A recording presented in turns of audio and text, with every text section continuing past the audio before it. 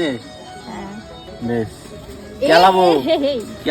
আপাতত এখানে একটা শ্যুট চলছে, যেটা হচ্ছে উমা আসছে রিলের ওপরে ভিডিও চলছিল এখানে। আমি কোনোদিনও আগমনীর শ্যুট করিনি। আগমনী আমার কেমন, মানে আগমনীর ওই ঘাসফুল কাশফুল থেকে বেরিয়ে আসার ব্যাপারটা আমার খুব একটা বেশি ভালো লাগে না।